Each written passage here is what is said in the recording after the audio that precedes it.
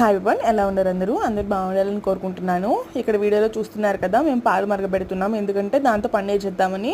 ఇవి నార్మల్గా మనం రెగ్యులర్ యూస్ చేసే బఫెలో మిల్క్ అవి అయితే కాదండి. మనకి అంగన్వాడీలో పాలు ఇస్తారు కదా, ప్రెగ్నెంట్ లేడీస్కి అలాగే చిన్నపిల్లలకి. సో ఆ పాలతో మేము తాగలేము, ఎందుకంటే కొంచెం డిఫరెంట్గా ఉండే టేస్ట్. అవి కౌ మిల్క్తో చేస్తారు కాబట్టి కొంచెం ప్రాసెస్డ్ మిల్క్ కూడా. సో వాటిలో మేము పన్నీర్గా కన్వర్ట్ చేస్తాము ఎవ్రీ టైము.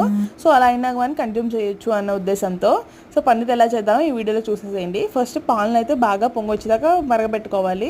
అవి మరగడం స్టార్ట్ అయ్యాక మనం దాంట్లో ఆనియన్ జ్యూస్ వేయాలి. అంటే మనం తీసుకున్న పాలు క్వాంటిటీని బట్టి ఆనియన్ జ్యూస్ చూసుకొని వేసుకోవాలి. సో మనం ఆనియన్ జ్యూస్ వేసిన వెంటనే పాలు విరిగిపోవడం స్టార్ట్ అవుతాయి. మనకు కావాలంటే వెనిగర్ కూడా వేసుకోవచ్చు విరగడానికి పాలు. సో విరగడం స్టార్ట్ అయ్యాక మనం ఒక పల్చటి క్లాత్ తీసుకొని వడగట్టుకోవాలి. సో వడగొట్టుకుని అంటే మనకి పన్నీర్ అంతా పైన ఉంటుంది, నీళ్ళని కిందకు వచ్చేస్తాయి. సో మనకి కావాల్సిన షేప్లో మనం దాని మీద బరువు పెట్టుకోవాలి. లైక్ మన దగ్గర ఉన్న బరువు వస్తువులు ఏదైనా పెడితే మనకు ఒక షేప్ వస్తుంది. సో ఎమ్మి పన్నీర్ రెడీ అవుతుంది. ఖచ్చితంగా ట్రై చేయండి.